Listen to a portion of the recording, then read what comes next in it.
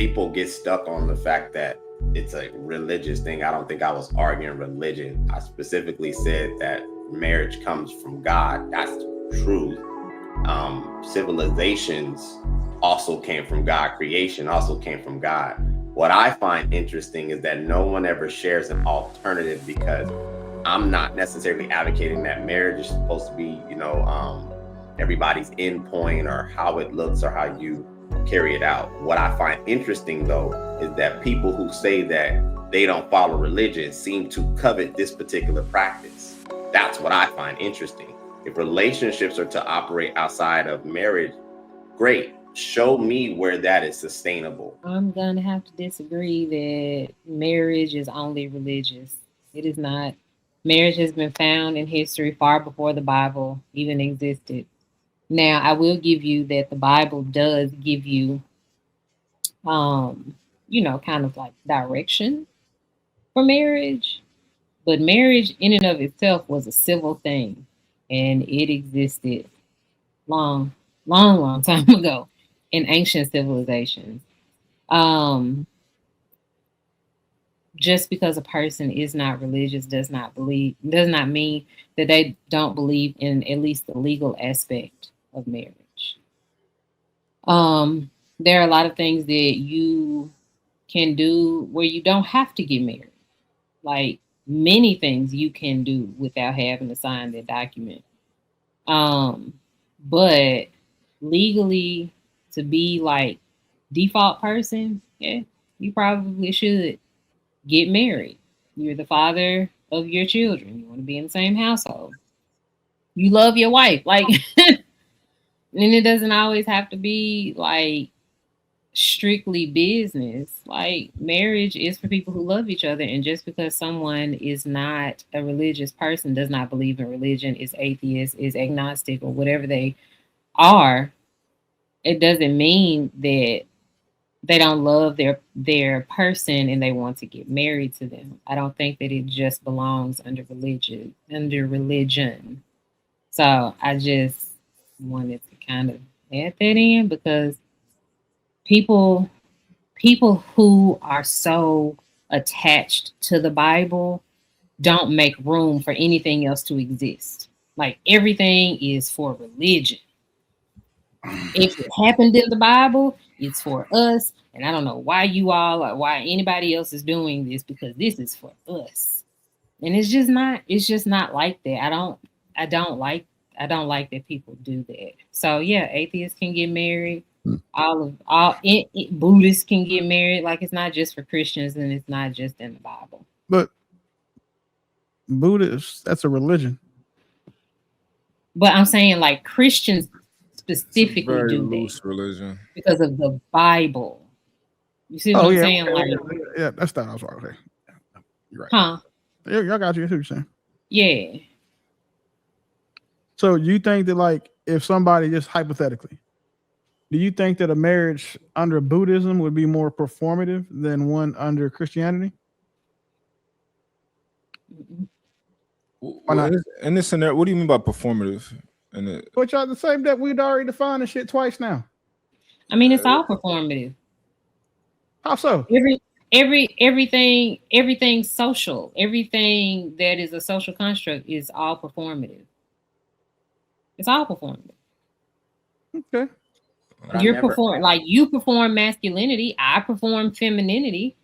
Like we all perform something. So, but no, I don't believe that it's performative. It's just marriage is a union between two people. Marriage is two people saying, hey, we are going to do life together. And then, of course, all of the legal stuff that comes. But other than like legal things, this is a commitment. This is a show of commitment. And it really just is what it is. And marriage is also whatever you make it. Like it doesn't, you can follow the Bible, you can follow this hierarchy, you can all of the things. Men are leaders, blah blah blah. But if people don't want to do that, they don't have to. It's their marriage. Marriage is not black and white, this or that. Marriage is whatever the two people who are in it make it. And I don't like when people are so judgmental and so rigid that everyone has to follow your view of marriage. That's you, that's not everyone else. I think that people get stuck on the fact that it's a religious thing. I don't think I was arguing religion. I specifically said that marriage comes from God. That's truth. Civilizations also came from God. Creation also came from God. What I find interesting is that no one ever shares an alternative because I'm not necessarily advocating that marriage is supposed to be, everybody's end point or how it looks or how you carry it out. What I find interesting though is that people who say that they don't follow religion seem to covet this particular practice. That's what I find interesting. If relationships are to operate outside of marriage, great. Show me where that is sustainable because current day, I can show you that people are doing marriage outside of structure. They're getting married, but marriage, from what I understand, is more the internal work, the perspective, the family, and the structure of sorts. Like the performative part of it is that people think that if we decide to, exchange nuptials, that we are going to have a successful marriage. And you can see that that's not the case current day. People, any idiot can get married. It's simple. I think it's a couple $100 and then you get it, solidified or something. But you can see that people are struggling to sustain this said thing. So I would wonder why.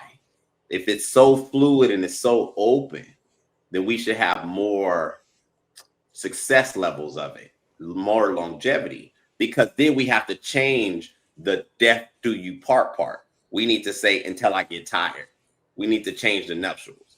I disagree. Okay, I'm listening. Um, I disagree because, for one,